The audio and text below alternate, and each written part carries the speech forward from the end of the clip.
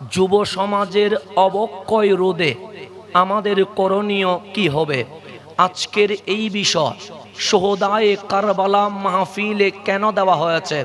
যদি আমরা সমীকরণ যাচাই করার চেষ্টা করি, 2022 সালে জনশুমারি ও গৃহগণনা প্রতিবেদনে উল্লেখ করা হচ্ছে চট্টগ্রামের 5,88,000 তরুণ যুবক কোনো কাজই করে না।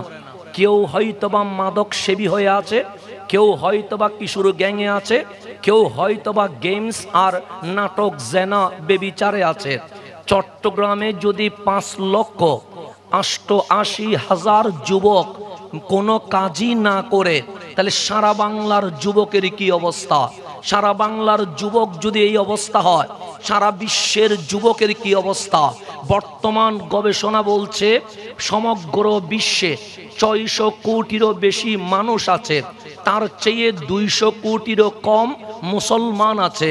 200 কোটি ফিগারটা অনেক বড়, কিন্তু গবেষক বলছে মুসলমানে বৃদ্ধও আছে, যুবকও আছে, ছোট বাচ্চাও আছে। বর্তমান সময়ে 200 কোটি মুসলমানের মাঝে 65 তথা 65% যুবক রয়ে গেছে। তো আজকে যদি এই যুবকদের 65%কে সচেতন করা যায়, তাহলে ফিলিস্তিনের মতো ভূমি পরাধীন থাকবে না, ইসরায়েলের হাতে মুসলমান বন্দী থাকবে না। কারণ কারবালার জমিনে ইমামে আলী মাকাম জুলুমের বিরুদ্ধে, অত্যাচারের বিরুদ্ধে, পাপের বিরুদ্ধে একলা যখন লড়াই করেছে, আমার মালিক কারবালার রেজাল্ট দিয়ে বিশ্ববাসীকে জানিয়ে দিয়েছে আল্লাহ মাজলুমের পক্ষেই থাকে, আল্লাহ জালেমের পক্ষে থাকে না। তো আমরা যদি এই গবেষণায় দেখি, তাহলে ফটিকছড়িতে 50,579 জন যুবক বেকার, কোনো কাজ করে না। কর্ণফুলীতে 14,397 জন কোনো কাজ করে না। আনোয়ারায় 19,719 জন কোনো কাজ করে না। বাঁশখালীতে 37,955 জন কোনো যুবক কাজ করে না। বোয়ালখালীতে 15,995 জন যুবক বেকার রয়ে গেছে। চন্দনাইশে 16,628 জন, হাটহাজারিতে 33,842 জন, লোহাগাড়ায় 24,343 জন, মিরসরায় 33,410 জন, রাঙ্গুনিয়ায় 29,511 জন, রৌজানে 26,745 জন, সন্দ্বীপে 26,511 জন, সাতকানিয়ায় 31,517 জন, সীতাকুণ্ডে 30,925 জন এবং আমাদের চট্টগ্রাম সিটি কর্পোরেশন এলাকায় 1,74,827 জন তরুণ যুবক কোনো কাজই করে না। তাহলে এইটা যদি চট্টগ্রামের সমীকরণ হয়, তাহলে সারা বাংলার যুবকদের কি অবস্থা? যদি আপনি সেই সমীকরণের দিকে তাকান আর ইসলামের ইতিহাসে আমাদের নওজওয়ান যুবকদের অবদানের দিকে যদি তাকান, কামলিওয়ালা যখন ইসলাম প্রচার করেছেন, সর্বপ্রথম কালিমা পড়েছেন আম্মাজান খাদিজাতুল কুবরা রাদিয়াল্লাহু তাআলা আন, আর বয়স্কদের মধ্যে কালিমা পড়েছেন সৈয়দুনা সিদ্দিক আকবর রাদিয়াল্লাহু তাআলা আন, আর ছোট্ট তরুণের মাঝে কালিমা পড়েছেন মাওলায়ে কায়নাত মাওলা আলী কাররামাল্লাহু ওয়াজহা। মাত্র 3 জন মুসলমান নিয়ে আমার রাসূল বললেন, আলী সর্বপ্রথম ইসলামের দাওয়াত আমার বংশ কুরাইশকে দিতে হবে। কুরাইশের নেতৃবৃন্দকে ডাকেন, হযরতে মাওলা আলী, আবু জেহেল, আবু লাহাব, উতবা, সাইবা সহ কুরাইশের নেতৃবৃন্দকে কামলিওয়ালার দরবারে ডাকলেন। সবাই যখন নবীজির সামনে আসলেন, আমার দয়াল নবী কালিমার কথা বললেন, ইকরা বিইসমি রাব্বিকাল্লাযী খালাক, কোরআনের আয়াতের কথা বললেন। ইসলাম কাকে বলে, ঈমান কাকে বলে, সবকিছু বললেন। কিন্তু কুরাইশ গোত্র বলছেন, আমরা আপনাকে সাপোর্ট দিতে পারবো না, আপনার কালিমা পড়তে পারবো না। বাপ দাদাদের যেই বিশ্বাস, সেই বিশ্বাস থেকে ছুটে আপনার পক্ষে কাজ করতে পারবো না। আমার রসুল যখন নিজের বংশধর কুরাইশদের এই আচরণ দেখলেন, তখন চেহারায় আনোয়ার লাল হয়ে গেছে, চোখের মধ্যে পানি টলটল করছে। কামলিওয়ালা আফসোস করে বলছে, ঘরের মানুষ যদি আমাকে সাপোর্ট না দেয়, তাহলে আমি কামলিওয়ালা কেমনে সারা বিশ্বে ইসলাম প্রচার করব। তখন এক কোনায় বসে থাকা 9 বছরের তরুণ হযরতে মাওলা আলী কাররামাল্লাহু ওয়াজহা দুইটি হাত তুলে বলেছেন, ইয়া রাসূলুল্লাহ, টেনশন করার দরকার নাই।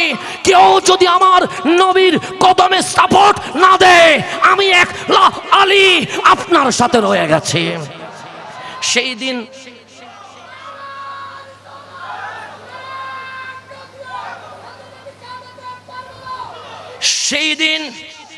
দিন মাওলা আলীর এক হুঙ্কারে আমার রসুল ডাক দিয়ে বলছেন, আলী কাজ হবে। কারণ এইরকম তারুণ্য যুবকের হুঙ্কার যদি আসে, ইসলামের বিজয় আসবে। আল্লাহ বলেন, হাবিব গোপনে ইসলামের দাওয়াত দেন, ওপেন হয়েন না। কারণ মানুষের দরকার, শক্তির দরকার। কামলিওয়ালা দাওয়াত দিলেন, 1 বছর গেল, 2 বছর গেল, মাত্র 12-13 জন পেল। 4-5 বছর চলে গেল, মাত্র 25 থেকে 26 জন পেল। আমার রসুল যখন নবুয়তের প্রচার সম্পূর্ণ 6 বছর করেছে, আমার রসুল গনে দেখে সাহাবীর সংখ্যা মাত্র 39 জন। আজকের মাহফিল 39তম, সাহাবীর সংখ্যাও 39তম। 39-এ অনেক বরকত আছে, 39-এ জাপটা আসে, 39-এ বিরোধিতা আছে, 39-এ ষড়যন্ত্র আসে। কিন্তু 39 পেরিয়ে যখন 40 যায়, তখন বিজয়ের পতাকা উঠে যায়। আমার রসুলে আরবি 6 বছর দাওয়াত দিয়ে কামলিওয়ালা গনে দেখে সাহাবায়ে কেরামের সংখ্যা 39 জন। দুটো হাত তুললেন, মালিক আমি দিনকে দিন বলি নাই, রাতে আরামের বিছানায় পিঠ লাগায় নাই, রাত দিন এক করে দাওয়াতের পর দাওয়াত, দাওয়াতের পর দাওয়াত, দাওয়াতের পর দাওয়াত। যে একবার শুনে না তারে 2 বার দিয়েছি, যে 2 বার শুনে না তাকে 4 বার দিয়েছি, যে 4 বার শুনে না তাকে 8 বার দিয়েছি, যে 8 বার শুনে না তাকে 16 বার দিয়েছি, যে দিন শুনে না তাকে রাত্রে দিয়েছি। আমি দিন রাত একাকার করে দাওয়াত দিয়েছি। আমার আল্লাহ বলেন, হাবিব বারবার কষ্ট করার কি দরকার ছিল? দাওয়াত একবার দিলে তো হয়, নিলে নিবে, না নিলে নাই। হাবিব বলে, মালিক আজ না চিনলে কাল তো চিনবে, এই মাসে না চিনলে আগামী বছর তো চিনবে, এই বছরে না চিনলে আগামী বছর তো চিনবে। তা আল্লাহ ডাক দিয়ে বললেন, হাবিব আপনার কাজ দাওয়াত দেওয়া। আমি আল্লাহ আপনার কদমে এমন মানুষ, এমন জাতকে কবুল করব যার অন্তর মাওলার দরবারে কবুল হয়েছে। তখন হাবিব বলেন, মালিক অনুমতি দেন, আমি বারবার দাওয়াত দিব। আল্লাহ বলে, অনুমতি দিলাম না। আমার নবী বলেন, মাওলা কেন অনুমতি দেন নাই? আল্লাহ বলে, হাবিব যে চিনবার সে একবারেই চিনবে, যে চিনবার নয় সে 1000 বার চিনবে না। ইন্নাকা লা তুসমিউল মাউতা। আজকে আলোচনা হচ্ছে হুসাইনের গর্দান আলাদা হয়ে গেছে, আজ আলোচনা হচ্ছে হুসাইনের জিসমে আতহার কারবালার জমিনে রয়ে গেছে, আজ আলোচনা হচ্ছে হুসাইনের মাথা মোবারক বল্লমের উপর উঠে গেছে। আর ইমামে আলী মাকামের শহীদ হয়ে যাওয়া মানুষ বলছে হুসাইন মরে গেছে। তা আল্লাহ ডাক দিয়ে বলছেন, হাবিব আমার কামলিওয়ালার কদমে জান দিয়ে দিলে মরে যায় নাই, মরে যায় নাই। লা তাকুলু লিমান ইউকতালু ফি সাবিলিল্লাহি আমওয়াত বাল আহিয়া। বরংস আমার হোসাইন কামলিওয়ালার কদমে কুরবান হয়ে কিয়ামত পর্যন্ত জিন্দা হয়ে গেছে। তাহলে ইসলাম বলছে জান দিলে জিন্দা হয়, ডাক্তার বলে জান গেলে মরে যায়। কিন্তু আবু জেহেল চোখ দিয়ে দেখে, আবু লাহাব কান দিয়ে শোনে, উতবা সাইবা মক্কার জমিনে হাঁটে মিছিল করে। কিন্তু আমার আল্লাহ বলে, হাবিব আপনি বারবার দাওয়াত দিবেন না, একবার দিলে শুনলে শুনবে, না শুনলে শুনবে না। মালিক যখন বললেন দিবেন একবার, রহমতে আলম বলছে কেন দুইবার দিব না? তা আল্লাহ কোরআনে বলছে ইন্নাকা লা তুসমিউল মাউতা, হাবিব মরারে আপনি শোনাইতে পারবেন না। তো আবু জাহেল তো জিন্দা ছিল, আবু লাহাব তো জিন্দা ছিল, উতবা সাইবা তো জিন্দা ছিল। আল্লাহ বলে যেই চোখ আমার কামলিওয়ালারে চিনে নাই, যেই কান কামলিওয়ালার কথা শুনতে পারে নাই, যেই জিহ্বা আমার মুস্তাফার শান গাইতে পারে নাই, দুনিয়াতে জিন্দা থাকলেও সে দুনিয়াতেই মরে গেছে। তাহলে আমরা আজ সোদায়ে কারবালা থেকে শিখেছি নবী চিনলে জিন্দা, নবী না চিনলে মরা। এখন আসেন গভীরভাবে খেয়াল করবেন। তা আল্লাহর হাবিব 39 জনকে নিয়ে দুইটি হাত তুলে চোখের পানি ছেড়ে দিয়েছে। আমার রহমান ডাক দিয়ে বললেন হাবিব কাঁদেন কেন? আমি তো আপনার উপর রাজি আছি। ওয়ালা সাউফা ইউতিকা রব্বুকা ফাতারদা। সবাই চায় মাওলা রাজি হোক, মাওলা চায় হাবিব রাজি হোক, আপনি কাঁদছেন কেন? হাবিব বলেন মালিক 6 বছরে দাওয়াত দিয়া 39 জন মুসলমান হলো। আজ আমার ডানে, আমার বামে, আমার সামনে, আমার পিছনে অগণিত মুসলিম রয়ে গেছে রহমতুল্লিল আলামিন। ওরা ঈমানের কালিমা না পড়ার কারণে জাহান্নামে চলে যাবে, আমি তো মানতে পারবো না। আল্লাহ বলে হাবিব কলব পরিষ্কার না হলে আমি তারে আমার কামলিওয়ালার সাহাবী বানাবো না। আল্লাহর হাবিব বললেন মালিক আমি দেখেছি মক্কায় গরিব মানুষ আছে, মধ্যবিত্ত মানুষ আছে, কোরআনের শব্দ শুনলে নবীর কাছে আসতে চায়। মধ্যবিত্ত আমারে দেখলে সাতক পাখির মতো তাকিয়ে থাকে, কিন্তু আবু জাহেলের মতো দাপটওয়ালা, আবু লাহাবের মতো ক্ষমতাওয়ালা, উতবা সাইবার মতো তো ক্ষমতাশীল মানুষের ভয়ে আমার কাছে আসতে পারে না। তো আল্লাহ বলে হাবিব আপনি কি চান? হাবিব বলে মালিক যারা আসতে চায় তাদের পথে কেউ বাধা দেখ সেটা আমি চাই না, সমাধান কি? তখন হাবিব বলে মালিক দোয়া করব, দুইটা মানুষের নাম প্রস্তাব করব, একটা মানুষের যদি কবুল করো তাহলে আমার ইসলামের দাওয়াতের পথ আজকে থেকে ওপেন হয়ে যাবে। বলবো 2 জনের নাম, কবুল করবেন কয়জন? একজন যদি বলতেন 2 জন তাহলে আল্লাহ 2 জনই রাখতেন।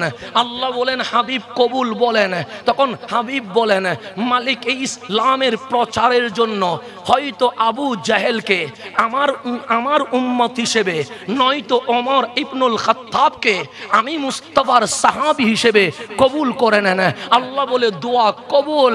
হাবিব কিছুক্ষণের মধ্যে ওমর ইবনুল খাত্তাব আপনার কদমে এসে কালিমা পড়ে ফেলবে। এখন একটু গভীরভাবে খেয়াল করবেন, গভীরভাবে খেয়াল করবেন। ফারুক আজম আসলেন, সংখ্যা ছিল 39। ফারুক কালিমা পড়লেন, ডাক দিয়ে বললেন ইয়া রাসূলুল্লাহ ইসলামের দাওয়াতের কি অবস্থা? সে গোপনে, সে এখনো ওপেনে যায় নাই, সে না যায় নাই। কামলিওয়ালারে ওমর ইবনুল খাত্তাব রাদিয়াল্লাহু তাআলা আনহু বললেন কেন? সে ওমর মাত্র 39 জন।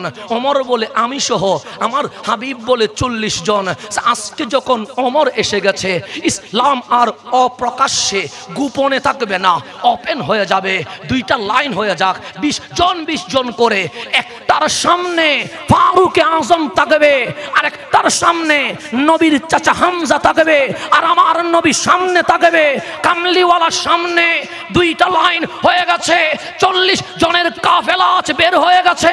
বিশ্ববাসী অবাক হয়ে গেছে, কিরে যে রাসূল গোপনে ইসলাম প্রচার করছে আজ তো বের হয়ে গেছে। ফারুক আজম খানায়ে কাবার সামনে যখন পৌঁছে গেছে, আবু জাহেল আবু লাহাব আতঙ্কিত হয়ে গেছে। ওমর ইবনুল খাত্তাব বলেন নবী গো একটু দাঁড়ান। আবু জাহেলের সামনে গিয়ে বলি ইয়া আবা জাহেল, আবু জাহেল শুনে রেখো ওমর ইবনুল খাত্তাব আজ কামলিওয়ালার কদমের গোলাম হয়ে গেছে। আজকে থেকে যদি আমার কামলিওয়ালার দিকে আঙ্গুল উঠে আমি ওমর আঙ্গুল ভেঙে ফেলবো। ফারুক আজম নওজওয়ান যুবক ওমর ইসলামের দিকে চলে এসেছে। সেই দিন সর্বপ্রথম খানায়ে কাবার সামনে আল্লাহু আকবরের ধ্বনি উঠেছে। একটু গভীরভাবে খেয়াল করবেন। আবু জেহেল বয়সে মুরব্বী ছিলেন, ফারুক আজম বয়সে যুবক ছিলেন। কামলিওয়ালা বললেন 2 থেকে 1, আল্লাহ বলে কবুল। ওমর ইবনুল খাত্তাবকে কবুল করলেন। কেন? আল্লাহ ওমর ইবনুল খাত্তাব রাদিয়াল্লাহু তাআলা আনহুর মাধ্যমে সারা বিশ্বের নওজওয়ান মুসলমানকে মেসেজ দিচ্ছে, ওহে মুসলমান, তোমার কাজ সিনেমা হলে নয়, তোমার কাজ নেটে নয়, তোমার কাজ মাদকে নয়, তোমার কাজ কিশোর গ্যাংয়ে নয়, তোমার কাজ জেনায় নয়। আজ কেউ যদি ফিলিস্তিনের মসজিদে আকসা স্বাধীন করতে হয়, মুসলমানের নওজওয়ানদেরকে ওমর ইবনুল খাত্তাবের মতো মাঠে নামতে হবে। এই নওজওয়ানের মাধ্যমে ইসলামের বিজয় হবে। এখন আসেন গভীরভাবে খেয়াল করবেন। চট্টগ্রামের রিপোর্ট বলছে যুব সমাজ খারাপ হচ্ছে কেন? অসংখ্য কারণ দেখিয়েছে। সে মোবাইল ফোনে আসক্তির কারণে, খেলাধুলার কারণে, সুস্থ সংস্কৃতি চর্চা না হওয়ার কারণে, সামাজিক কার্যক্রম থেকে যুব সমাজ বিচ্ছিন্ন হওয়ার কারণে, সঠিক শিক্ষা না থাকার কারণে। চট্টগ্রাম মেট্রোপলিটন পুলিশের সিএমপি উপকমিশনার দক্ষিণ মুস্তাফিজুর রহমান বলেন, এর মধ্যে অন্যতম কারণ হচ্ছে সহপাঠীর কারণে, পাড়া মহল্লার বড় ভাইদের কারণে, কিংবা রাজনৈতিক ব্যক্তির প্ররোচনায় পড়ে আজ যুব সমাজ বড় বড় অপরাধের ভেতরে সামিল হয়েছে। এটা আমার কথা নয়, এটা হচ্ছে আমাদের পুলিশ কমিশনারের কথা। এটা গভীরভাবে খেয়াল করবেন।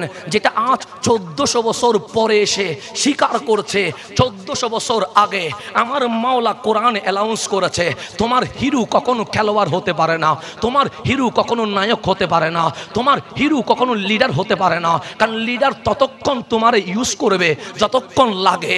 মসনদ পেয়ে গেলে লিডার তোমাকে ভুলে যাবে। নায়কের কাছে তুমি গেলে নায়কের পাত্তা পাবে না। খেলোয়াড়ের কাছে গেলে খেলোয়াড় সেলফি তুলতে গেলে মাঝে মাঝে তাপ্পরও দেয়, আমরা বাংলাদেশে দেখেছি।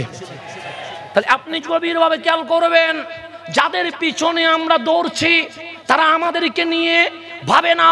আপনি ইন্টারনেটের ইউটিউবে দেখেন, ইন্ডিয়ান কিং এর নাম শাহরুখ খান, ওনার ভক্ত নাই। বিশ্বে এমন কোন রাষ্ট্র নাই। ওনার সাক্ষাৎকারে বলা হচ্ছে যে আপনার সারা বিশ্বে ফ্যান ফলোয়ার্স ভক্তবৃন্দ আছে, তাদের সম্পর্কে আপনার রায় কি? উনি হাসি দিয়ে বলে, আমি 99% আমার সিনেমার ডায়লগ, আমার পোশাক, আমার জিম, আমার খাওয়া দাওয়া এটা নিয়ে ব্যস্ত থাকি। 1% আমার ফ্যামিলি, সন্তান, আপনজন নিয়ে ভাবি, ভক্ত নিয়ে ভাববার আমার সময় নাই। তাহলে নায়ক বলছে ভক্ত নিয়ে ভাববার সময় নাই, খেলোয়াড় বলছে ভক্ত নিয়ে ভাববার সময় নাই, লিডার বলছে আমার ভক্ত নিয়ে ভাববার সময় নাই। তা আমার কামলিওয়ালা যুব সমাজের তরুণদের অবক্ষয়ের আসল সমাধান দিচ্ছেন। বান্দা, খেলোয়াড়ের পিছনে ঘুরিস না, ও তোরে ভুলে যাবে। লিডারের পিছনে ঘুরিস না, ও তোরে ভুলে যাবে। কোন দুনিয়াদারের পিছনে ঘুরিস না, ও তোরে ভুলে যাবে।